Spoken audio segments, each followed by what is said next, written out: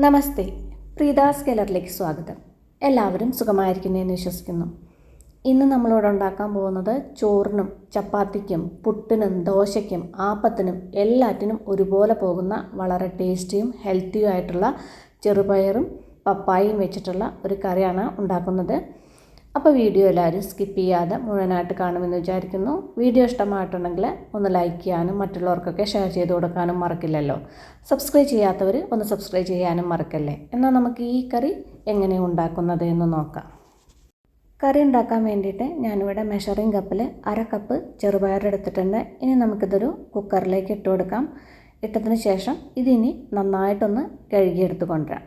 ഇപ്പം ഞാനിത് നേരെ കഴുകിയെടുത്ത് കൊടുത്തിട്ടുണ്ട്. ഇനി ഇത് നമുക്ക് വേവാൻ ആവശ്യമുള്ള വെള്ളം ഇതിലേക്ക് ഒഴിച്ചു കൊടുക്കാം. പിന്നെ ഒരു വെളുത്തുള്ളി, വലിയൊരു വെളുത്തുള്ളി അല്ലി ഇതിലേക്ക് ഇട്ട് കൊടുക്കാം. കട്ട് ചെയ്യേണ്ടെന്ന് ആവശ്യമില്ല. ഇനി ഇതിലേക്കൊരു ചെറിയൊരു സവാളയുടെ പകുതി സവാള ചെറുതാക്കി ഒന്ന് ചോപ്പ് ചെയ്തതാണ്, അത് ഇതിലേക്ക് ഇട്ട് കൊടുക്കാം. പിന്നെ ഒരു 1/4 ടീസ്പൂൺ ജീരകവും കൂടി ഇട്ടിട്ട് ഇത് അടച്ചതിന് ശേഷം ഇത് നമുക്കൊന്ന് നന്നായിട്ടൊന്ന് വേവിച്ചെടുക്കാം. ഒരു 5-6 വിസിലടിച്ചാലേ വേവുള്ളൂ. തലേ ദിവസം കുതിർത്ത ചെറുപയറാണെങ്കിൽ ഒരു വിസിലൊക്കെ അടിച്ചാൽ മതി. ഇത് കുതിർത്ത് വെക്കാത്ത കാരണം നമുക്കിതൊരു 5-6 വിസിലടുപ്പിക്കാം. ഇനി നമ്മുടെ കറിയിലേക്ക് വേണ്ടിയിട്ട് ഒരു പപ്പായയുടെ പകുതി പപ്പായ ഞാൻ എടുത്തിട്ടുണ്ട്. ഒന്ന് ചെറുത്തൊലിയൊക്കെ കളഞ്ഞ് കഴുകിയതിന് ശേഷം ഒന്ന് ചെറുതായിട്ട് കട്ട് ചെയ്തെടുത്തിട്ടുണ്ട്. സാധാരണ മോരുകറിക്കൊക്കെ കട്ട് ചെയ്യണ പോലെ. ഒരുപാട് പപ്പായ എന്നുള്ളതുകൊണ്ടല്ലേ ഇത്രയ്ക്ക് പപ്പായയാണ് എടുത്തിട്ടുള്ളൂ. ഇനി ഇതിലേക്കൊരു 1/4 ടീസ്പൂൺ മഞ്ഞൾപ്പൊടി, 1/2 ടീസ്പൂൺ മുളക് പൊടി, പിന്നെ ഈ പപ്പായയിലേക്ക് ആവശ്യത്തിനുള്ള ഉപ്പും, ഇനി ഇതിലേക്ക് 1 ടീസ്പൂൺ വെളിച്ചെണ്ണയും കൂടി ഒഴിച്ചിട്ട് നന്നായിട്ടൊന്ന് മിക്സ് ചെയ്തെടുക്കുക. ആ മസാലയൊക്കെ ആ പപ്പായയുടെ എല്ലാ ഭാഗത്തും നേരെ മിക്സ് ആവുന്ന തരത്തിലൊന്ന് മിക്സ് ചെയ്തെടുക്കുക. ഇപ്പോൾ മസാലയൊക്കെ നേരെ മിക്സ് ചെയ്ത് കഴിഞ്ഞിട്ടുണ്ട്. ഇനി അടച്ചു വെച്ചിട്ടൊരു 10 മിനിറ്റ് നേരം ഒന്ന് റെസ്റ്റ് ചെയ്യാൻ വയ്ക്കുക. ഇപ്പോൾ കുക്കറിൽ ആവിയൊക്കെ പോയിട്ടുണ്ട്. കുക്കറൊന്ന് തുറന്ന് നോക്കാം. നമ്മുടെ ചെറുപയറൊക്കെ നന്നായിട്ട് വെന്തിട്ടുണ്ട്. വെള്ളമൊക്കെ നല്ലോണം വറ്റിയിട്ടുണ്ട്. പാകത്തിനുള്ള വെള്ളമാണ് വെച്ച് കൊടുത്തിട്ടുള്ളത്. ഇനി ഇതൊന്ന് ചെറുതായിട്ടൊന്ന് ഉടച്ചു കൊടുക്കുക. നല്ല വെന്തുകൊണ്ട് ഒരുപാട് ഉടയ്ക്കേണ്ട ആവശ്യമില്ല. അധികം വെന്തിട്ടില്ലെങ്കിൽ ഒന്ന് നന്നായിട്ടൊന്ന് ഉടച്ചു കൊടുക്കുക. ഇനി ഇതിലേക്ക് നമ്മൾ മാരിനേറ്റ് ചെയ്ത് വെച്ച പപ്പായ ഉണ്ടല്ലോ അത് ഇതിലേക്ക് ഇട്ട് കൊടുക്കുക. ഇനി ഇതിലേക്ക് കുറച്ച് വെള്ളം ഒഴിച്ച് കൊടുക്കണം. ഞാൻ ആ പപ്പായ മാരിനേറ്റ് ചെയ്ത ബൗളിൽ കുറച്ചുകൂടി വെള്ളം ഒഴിച്ചിട്ട് വെള്ളം ഇതിലേക്ക് ഒഴിച്ച് കൊടുക്കുന്നുണ്ട്. ഒരുപാട് വെള്ളം ഒഴിച്ച് കൊടുക്കണ്ട, ഇതുപോലെ കുറച്ച് വെള്ളം ഒഴിച്ച് കൊടുത്താൽ മതി. ഇനി ഈ കറിയിലേക്ക് ആവശ്യത്തിനുള്ള ഉപ്പ് കൂടി ഇട്ട് കൊടുക്കുക. നമ്മൾ കുറച്ച് ഉപ്പല്ലേ പപ്പായയിൽ ഇട്ടിട്ടുള്ളൂ. ഉപ്പിട്ടതിന് ശേഷം നേരെ ഒന്ന് മിക്സ് ചെയ്യുക. മിക്സ് ചെയ്തതിന് ശേഷം അടച്ചു വെച്ചിട്ട് ഒരു വിസിലടുപ്പിക്കുക. ഇനി കറിയിലേക്ക് വേണ്ടിയിട്ട് കുറച്ച് സാധനങ്ങൾ എടുത്ത് വെച്ചിട്ടുണ്ട്. ഒരു 1.5 സവാള പൊടിയായിട്ട് അരിഞ്ഞിട്ടുണ്ട്. ഒരു തക്കാളിയുടെ പകുതി തക്കാളിയും ചെറുതായി കട്ട് ചെയ്തെടുത്തിട്ടുണ്ട്. കുറച്ച് ഇഞ്ചിയും പൊടിയായി അരിഞ്ഞിട്ടുണ്ട്. വെളുത്തുള്ളിയും പൊടിയായി അരിഞ്ഞിട്ടുണ്ട്. 3 പച്ചമുളകും എടുത്തിട്ടുണ്ട്.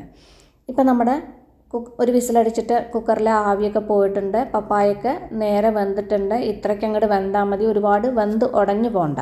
ഇനി ഇത് ഇവിടുന്ന് മാറ്റി വെച്ചിട്ട് കറി ഉണ്ടാക്കാൻ വേണ്ടിയിട്ട് ഞാനിവിടെ ഒരു മൺചട്ടിയാണ് വെച്ചിട്ടുള്ളത്. അതിലേക്ക് കുറച്ച് വെളിച്ചെണ്ണ ഒഴിച്ച് കൊടുക്കുക. എണ്ണ ചൂടായി കഴിഞ്ഞാൽ 1 ടീസ്പൂൺ കടുക് ഇട്ട് കൊടുക്കുക. കടുകൊന്ന് പൊട്ടി വരുമ്പോൾ 1/4 ടീസ്പൂൺ ജീരകം ഇട്ട് കൊടുക്കുക. കടുകും ജീരകമൊക്കെ പൊട്ടി വന്നു കഴിഞ്ഞാൽ ഇതിലേക്ക് നമ്മൾ നേരത്തെ അവിടെ അരിഞ്ഞു വെച്ച പൊടിയായി അരിഞ്ഞു വെച്ച ഇഞ്ചി വെളുത്തുള്ളി ഉണ്ടല്ലോ ഇത് രണ്ടും ഇതിലേക്ക് ഇട്ട് കൊടുക്കുക. ഇട്ടതിന് ശേഷം ഇതൊന്ന് വഴറ്റിയെടുക്കുക. ഒരുപാട് വഴറ്റേണ്ട, ചെറുതായിട്ടൊന്ന് വഴറ്റുക. അതിനുശേഷം ഒരു തണ്ട് കറിവേപ്പില കഴുകിയിട്ട് അത് ഇതിലേക്ക് ഇട്ട് കൊടുക്കുക. ഒരു 3-4 വറ്റൽമുളകും കൂടി ഇട്ടിട്ട് ഒന്ന് മിക്സ് ചെയ്യുക. പിന്നെ ഇതിലേക്ക് നമ്മൾ നേരത്തെ അവിടെ എടുത്ത് വെച്ച പച്ചമുളക് ഉണ്ടല്ലോ അതൊന്ന് 2 ആക്കിയിട്ട് ഇതുപോലെ ഒന്ന് കട്ട് ചെയ്തിട്ട് ഇതിലേക്ക് ഇട്ട് കൊടുക്കുക. ഇനി അധികം എരിവ് വേണ്ടാന്നുണ്ടെങ്കിൽ കട്ട് ചെയ്യാതെ അങ്ങോട്ട് ഇട്ട് കൊടുത്തോളൂ. ഇട്ടതിന് ശേഷം ഒന്ന് മിക്സ് ചെയ്യുക. പിന്നെ ഒരു 1/2 ടീസ്പൂൺ ചില്ലി ഫ്ലേക്സ് കൂടി ഇട്ടിട്ട് ഒന്ന് മിക്സ് ചെയ്തെടുക്കുക. അതിനുശേഷം നമ്മൾ നേരത്തെ അവിടെ കട്ട് ചെയ്ത് വെച്ച സവാള ഉണ്ടല്ലോ ആ സവാള ഇതിലേക്ക് ഇട്ട് കൊടുക്കുക. സവാള ഇട്ടതിന് ശേഷം സവാള ഒന്ന് വഴറ്റിയെടുക്കണം. സവാള വേഗം വഴന്ന് വരാൻ വേണ്ടിയിട്ട് നമുക്കിതിലേക്ക് കുറച്ച് ഉപ്പിട്ടെടുക്കുക. ഉപ്പിട്ടതിന് ശേഷം ഇതൊന്ന് നന്നായിട്ടൊന്ന് വഴറ്റിയെടുക്കുക. സവാളയൊക്കെ സോഫ്റ്റായി വരുന്നത് വരെ ഒന്ന് വഴറ്റുക. ഇപ്പോൾ സവാളയൊക്കെ സോഫ്റ്റായി വന്നിട്ടുണ്ട്. ഇനി ഇതിലേക്ക് നമ്മൾ നേരത്തെ അവിടെ കട്ട് ചെയ്ത് വെച്ച തക്കാളി ഉണ്ടല്ലോ ആ തക്കാളി ഇതിലേക്ക് ഇട്ട് കൊടുക്കുക. തക്കാളി ഇട്ടതിന് ശേഷം തക്കാളി ഒന്ന് നന്നായിട്ടൊന്ന് വഴറ്റിയെടുക്കുക. തക്കാളിയൊക്കെ സോഫ്റ്റായിട്ട് നന്നായിട്ട് വെന്തുടയണം, അതുവരെ ഒന്ന് വഴറ്റിയെടുക്കുക.